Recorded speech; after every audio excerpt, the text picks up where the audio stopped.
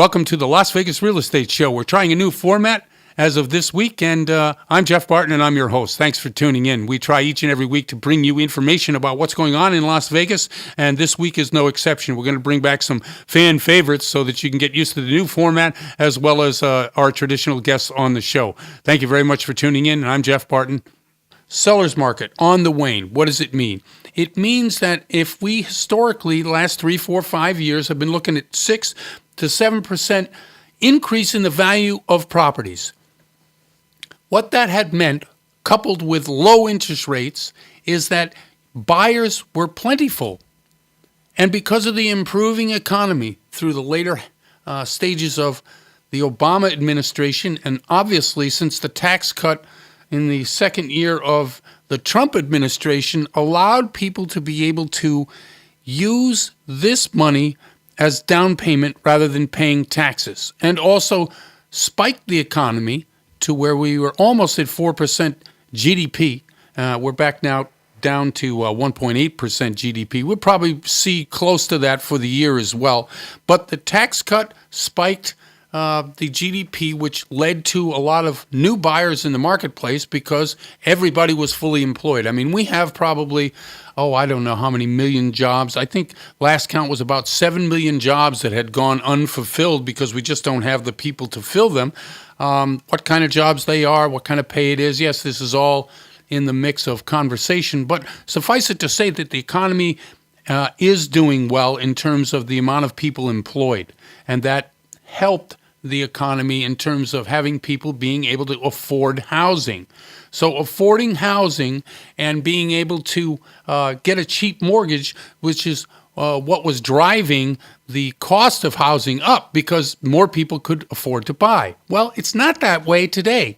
It's in April 2019, and we just don't see the same pressures, even though we have full employment or close to full employment. I think it's 3.8, 3.7% unemployment rate, which if you factor in the expanding employment, we have more people working today than we've ever had working in the U.S.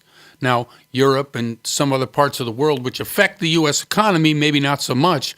But here, yes. And the quality and the amount of pay and the increase in the existing jobs pay, that's all, again, in the relative mix of a conversation of how good is the employment rate. But that's pretty steady. But what we've had is a decrease in the amount of your property being worth, meaning it's not going to go up 6 or 7%, 4 to 6%. It's going to go up maybe 1 to 2% this year.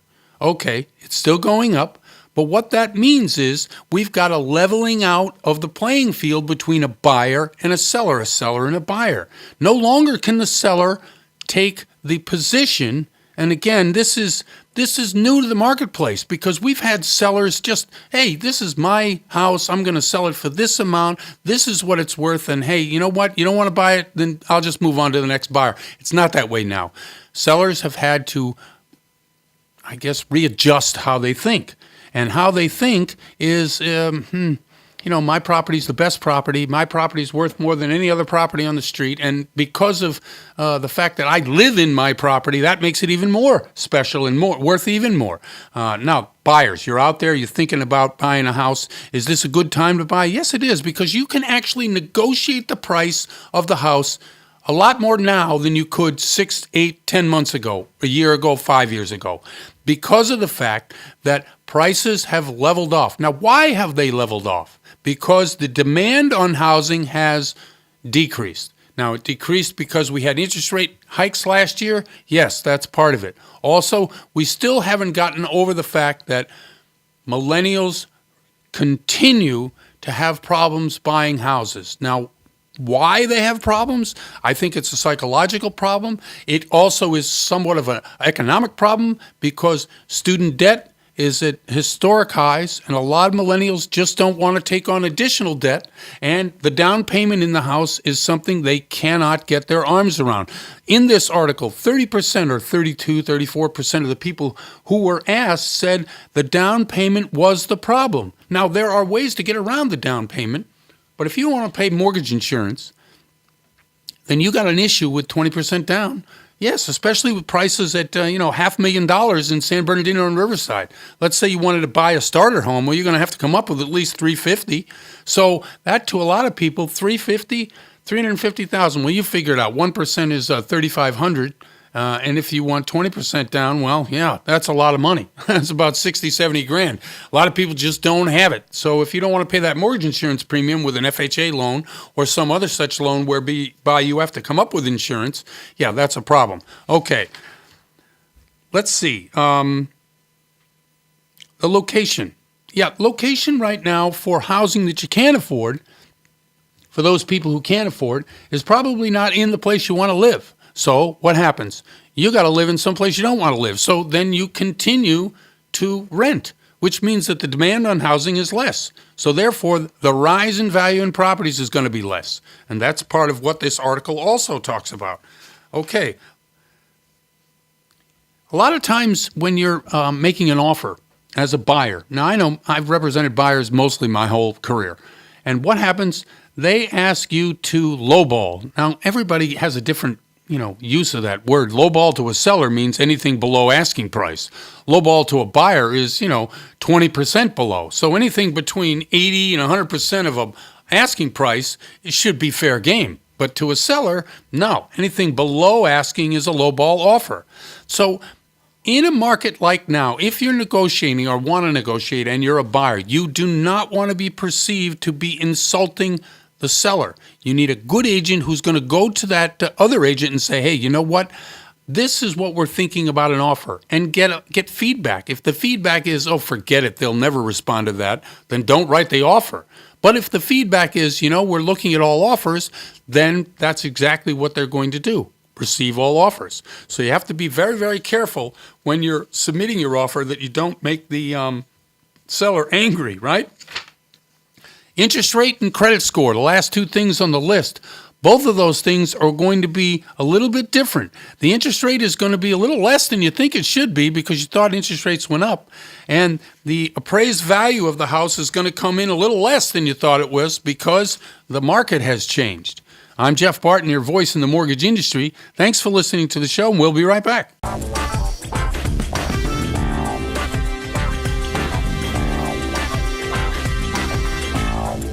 Welcome, everybody. I'm your host, and I'm Jeff Barton, and welcome to the show. Thanks very much for listening. We try each and every week to bring some great guests to the show, as well as some information that you may or may not have about what goes on in real estate and mortgages all across the U.S., but certainly in some great specific markets that we're currently occupying, one of them being Las Vegas, the other in California. Both of these markets are interesting, and that they're different affords us the ability to be able to help you decide what it is you're going to do this spring. And guests that we bring on to the show in order to help us decide or help you decide is Charles Giscombe, who is the qualified employee and manager of the Nevada branch of Malibu Funding. Charles, how are you? Great, Jeff. How you doing today? I'm okay. I'm struggling with what's happening in the marketplace, and I'm not quite sure where to set my right and left foot. Can you square me away there? Well, obviously there's a little, people are wondering if we're going to get into the end of the Las Vegas bubble here, and are a little bit nervous about moving forward. Not quite sure if the interest rates are going to increase, if we're going to bottom out.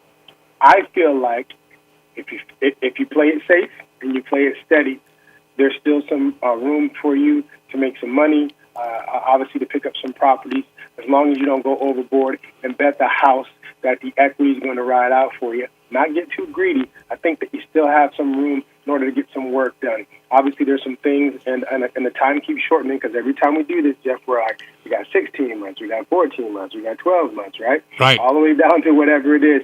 I feel like based upon what's going on with the economy right now, we're still okay. Interest rates are still okay. I mean, obviously, there's going to be some rate increase, but if you play it safe, not get too greedy, like we said, I still think there's a great market out there for investors and home purchasers or borrowers in general. You know, in Las Vegas, it's interesting. There's a steady stream of a certain type of person that goes to Las Vegas. I don't mean psychologically. I mean searching for work. People that go to Las Vegas either work at the hotels, work in construction, or other such industries in the service-related fields. And when we calculate income for particular loans, especially when the prices have really doubled, almost tripled since 2007, 2008, how do we figure on satisfying employment or satisfying the employment needs of the loan for each in particular borrower? I mean, like you said, if you're working at the casino, it's a lot of people working at the casino, a lot of construction workers, you called it right, because there is that kind of business going on. And obviously, for the casinos in that particular industry, they're not going anywhere, right? So you have those individuals. They make good money, and the pricing for the housing market there is still fairly good. People can still fairly buy. Obviously, they're doubling, and from an investment standpoint, people want to get in. But Jeff, I really feel like, you know, in Las Vegas, unfortunately, there's no middle of the road. Right. You're doing decent, or unfortunately, you're not. And as far as qualifying for home loans, we have a number of different loans that we can get people qualified for, Jeff. We always talk about this from a traditional standpoint. We have programs that can offer the individuals with lower FICO scores don't have a lot of money. We have some programs from all the way up to the individuals who are doing very well. And that want to get into these different non-traditional types of loans that they can afford. One thing we always talk about with Vegas is, like you said, those jobs are there, and then there's a segment that's not doing really well. So, but we have a number of different loans that can cover all our bases and all types of individuals that are in Las Vegas. That work from that realm. I hope I answered your question, Jeff. Well, I think yes. The issue with Las Vegas has always been trying to make sure that people are not as transient as they may seem to appear to a loan. To somebody who has to approve that loan, an underwriter is going to look at the longevity of the person and the probability of that person being able to repay the loan, because as you and I both know, that's at the heart of every loan we give. Absolutely. That's absolutely right. And as a person transient, the one thing that we do know about Las Vegas is that every day it's growing. And with the new athletic teams and the sports teams coming in and the constant building that we talk about, Jeff, obviously there's jobs out there and individuals are here. And like, you'll be surprised, the individuals that don't go to the Strip, there's all the surrounding areas that people are living in Las Vegas, you know, in Henderson and Summerlin and Southern Highlands, and even further out, there's individuals that are out there. I mean, you don't see that group of people because they really rarely come to the Strip because they may not want to deal with that aspect of it. But there's a lot of individuals that are coming to Vegas. We also have to look at that segment of individuals that are coming from the surrounding areas of Arizona and California, Jeff, that are coming in because the markets in California are so high and the pricing is so high for houses that they'll come to Las Vegas to buy an investment property or a second home. You have to look at those individuals, and those individuals come in all the time, and there's more and more of them coming every day. So you have, like you said, there's some individuals that come to Sin City to have fun and play, but there's a lot of individuals that are coming to stake their claim and plant their roots in Las Vegas because it's less expensive. And despite what other people may think, there is a lot of opportunity that's coming to Las Vegas. Yeah, you know what? I watched the Golden Knights a couple nights ago win a game, and that particular team has taken, like you said, they've taken root there. They have made Vegas a place where people can be proud of just because they have a sports team. I think the football team will do just as well. I did see some pictures of the stadium. It looks unbelievable. I'm sure it will be a terrific draw. These kind of things give pride to a city, and I think as a result of that, people will be much more willing to look at Vegas as an alternative city to live, as opposed to just, as you said, Sin City, come in, do whatever you got to do, and get out. And I think that's the kind of person that anybody who makes a loan likes to see. But at 2.5 million people, that's a pretty big city. It's a very big city. It will continue to grow. those jobs are going to be available. You're going to have concessions. You're going to have more, there's going to be more people coming with the sports teams coming, Jeff. There's going to be so many jobs that are going to be needed to be filled. There's going to be more building that needs to occur, right. and it will continue to increase. And you'll see the building in the surrounding areas. The developers and the builders, new houses are going up. We do believe that these jobs will have individuals that will be looking to purchase in this market, and they'll be solid. And you'll have other individuals who are solid coming from other places to possibly getting transferred over. So I have a confidence that, like you said, that the Knights and the Raiders are coming in. And I do believe that behind those kind of teams, I think there's an NBA team on the horizon that people are looking at that may come. There's going to be different opportunities. And who doesn't want to come? What person doesn't want to come? What athletes don't want to come to sunny Las Vegas? No, I agree with you. I mean, if I watched the Masters golf tournament, right? And outside of Tiger winning, the next particular headline was Vegas loses a ton of dough. So if the major sports news of the year, and right below that is Vegas. So it's on people's mind all the time for whatever reason. It's a destination. Give us the favorite loan product that you have available for people right now. You know what? We always do traditional loans, Jeff. We're always doing traditional loans. That's FHA loans. We're doing VA loans, government loans. Obviously, we can do conventional loans. I personally have been doing a lot of the non-QM product, which is the non-qualified mortgage product. That product is for individuals who are self-employed, who may write off, a lot of money on their taxes if they're because that's what they're doing. They're in business to keep the money, not give the money all away. But what it does, it allows those individuals who can show consistent deposits, consistent influx of money, the opportunity to use the income that you see in their bank statements as their deposits as their income. How amazing is that? You have a person who has a big business, they're writing everything off, they have so many expenses, so now it looks like they don't make any money, they're in the red. But in all actuality, when you look at 12 months or 24 months of bank statements, you see an individual that is making $25,000, $35,000, $45,000.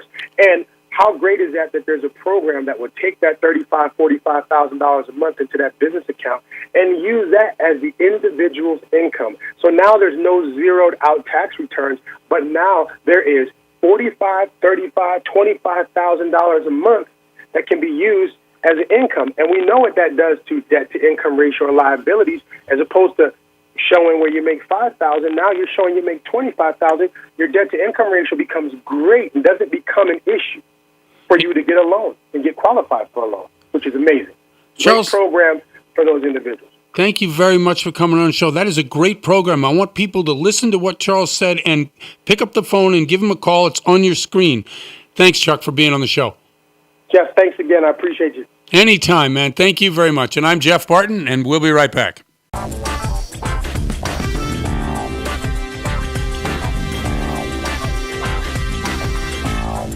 Welcome back, everybody. I am Jeff Barton, and I am your host for the show, and welcome to the show. Thanks for tuning in. Each and every week, we bring you some interesting guests and solutions to problems that you probably don't even know you have. For instance, do I have the down payment? Is that property available? What's the market look like? In Las Vegas, Nevada, we like to go to the experts in the field before anybody else gets to them. One of these terrific experts that we go to each and every week, or almost each and every week, at least we try to, is Janti Chun, who works for Realty One Group. Janti, how are you? Good, Jeff. How are you doing? I am okay, thank you. Just struggling to try to figure out what's happening with the market. We have some obviously conflicting reports about what's going on, but it looks like in Vegas, at least employment's going well. I know you too are an employer and own your own business, and I wanted to talk to you a little bit about that. Yes, you're right, Jeff. I mean, employment is increasing, which is a great thing, you know, for the economy. Mm-hmm. And also, yes, I'm a small business owner. It's been slightly tough for me just because I'm rebranding my business. Now, first of all, let me tell people, you own a ice cream store, right? An ice cream shop, or however you describe it. Yes. In addition to a few other business ventures that I'm involved with, the other main one besides real estate is, yes, I have an ice cream. Well, It's a gelato. Gelato. I and apologize. I knew it No was worries. something fancy. I just couldn't remember what it was. No, but being a business owner and somebody who has to change a direction in midstream, there isn't a business owner out there who hasn't had to do this at least once during their time of ownership, if not multiple times. How do you do it? What are you doing? And how's it going? Well, it's going. We've just basically parted from the franchise, which was a good franchise out of Europe, but we discovered that their branding wasn't is very different for the American public, basically, right? So we had to rebrand for the American public and American consumers. And it's been a little challenging just because you have to change everything quickly, signs, and employees aren't happy because they're restless and they're unsettled too because things sometimes don't move as quickly as it should. Right. So, but I'm working day and night basically, to try to get the store with the new name, and it's called Mon Amour. Okay. Once again. Mm-hmm. It's called Mon Amour, which means my love in French. Okay. Very good. Address, please.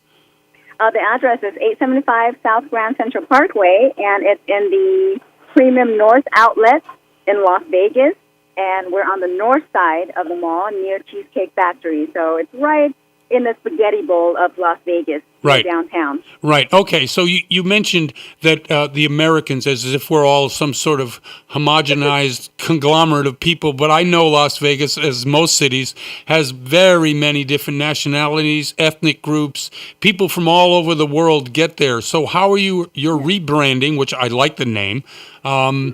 How do you think that's going to appeal more than whatever the name was before? How do you come to that decision? Is it a personal choice, or do you hire people? How do you do that? Yeah, well, no, I'm actually, my partner's from Paris. I we're see. just doing we're doing the rebranding ourselves just because, we don't have a lot of money. Obviously, from the franchise that we did have before, we weren't doing very well. I see. Because the numbers were low. And our product pricing was very high. Our franchise charged us a lot of money to be part of the franchise. I see. Which came from Europe. So I now see. the American market is, we discovered over the last couple of years of, kind of our business not doing that well. The numbers were decreasing a little bit, especially this past year. Now, it's not just the actual brand, but it also has to do with consumers, and now consumer all across the board has been a little bit low, especially in the retail business. I see. Yeah, of course. Yeah. Even in our mall right now, retail shops have closed down. Most of them, everyone's going online. Well, you can't buy an ice cream cone online. I'm sorry. You have to go to the store. Exactly. So for us, that's what I was going to say. Now we have I guess our plus is the fact that people have to come in and taste it and try it. Right. So now what we're doing is to match better with the American market is we're changing the way our product looks visually. I see. Basically to attract more people going, oh wow, because Americans or people that come to America, America is known for everything being really big and colorful, right? Yep, that's right. And so that's what we're changing it to. Our branding before was very subtle, very classy, very nice. It was a very good brand from Europe, but it didn't, numbers-wise, it wasn't good with the American market. Let's switch gears a little bit. Talk to us a little bit about what's happening in the real estate market in Las Vegas, whether prices are stabilized and whether it's becoming more of a buyer's market. What do you think? Mm-hmm. Well, honestly, Jeff, it's still a seller's market. Okay. Because the inventory is so low. I mean, compared to what inventory should be for a stable market. Remember, a stable market is around 6 months, right? That's right. Yeah. So for the last year, so say March from 2018 to now, to 2019, right, there has been a slight increase as far as the supply. We're looking at about 3 months supply right now. So it's increased a little bit. And the homes also from last year, this time to now, we've seen an increase of inventories of about 44%, but it's still a seller's market.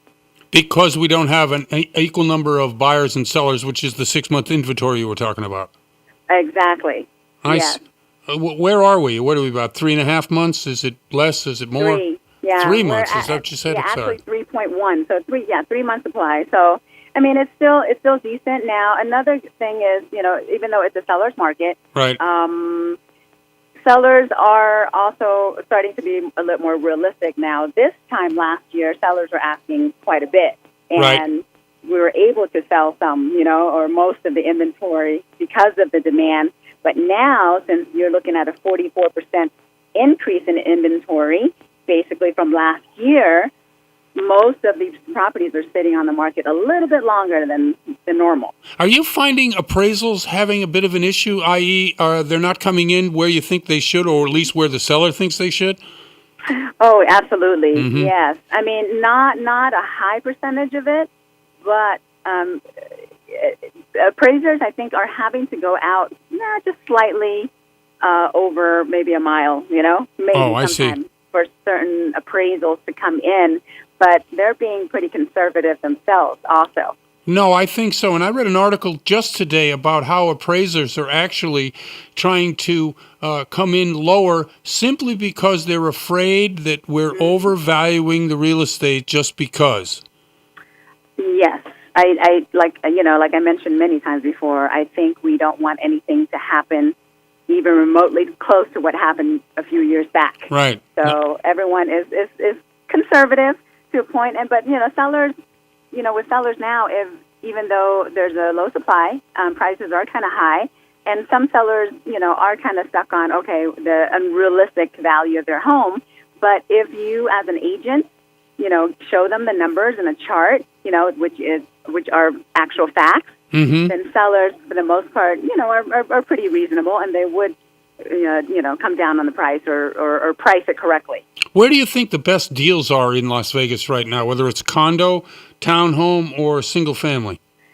Well, as far as median price, Right. Single family, you're looking at about around $300,000, right, for single family homes. Yeah. Yeah. Townhouse and condos, median price is about $167,000. So condo and townhomes are still a little bit more affordable Right. than single family. I but hate you that have to- HOA, though, don't you? I mean, Yeah. everybody hates that HOA. Even if it's only $30-$40 a month, nobody wants to pay it. Yeah, but no, townhomes and condos is always more than $100. Oh, absolutely right. Yeah. And that's $1,200 out of your pocket each and every year. That, Right. what do you get for that? And that's how people look at it. And that's why there's always been historically a problem with the HOA getting paid. Mm-hmm. Absolutely. HOA is going to take their money. So with townhome and condo market, yeah, you have to look at those numbers, basically. But, the rent value, if you're going to buy it as an investment, Mm-hmm. condos and townhomes are still lower than single family. Single family is still the best investment if you want to do rentals. Right. New And, or existing? Oh, no, definitely resale. Right. Existing. Yeah. Right. New homes are, they're still demanding, upwards of $200 per square foot. Oh, yeah. Yeah. Yeah. So they're doing okay, but inventory is low on new homes as well. It takes, still up to about 6 months for building. Yeah, exactly. homes. Hey, Jean-T, thanks very much for the update from Vegas. Really appreciate you coming on the show once again. You're so welcome. It's my pleasure, and thank you for having me on the show again, Jeff. No, and we'll see you soon. I'll be out in Vegas in May. Yay! Okay. Excellent. Very much. This is Jean-T Chun. She's from Realty One Group. Thanks very much for tuning in this week. I'm Jeff Barton, your host for the Las Vegas Real Estate Show, and we'll see you next time.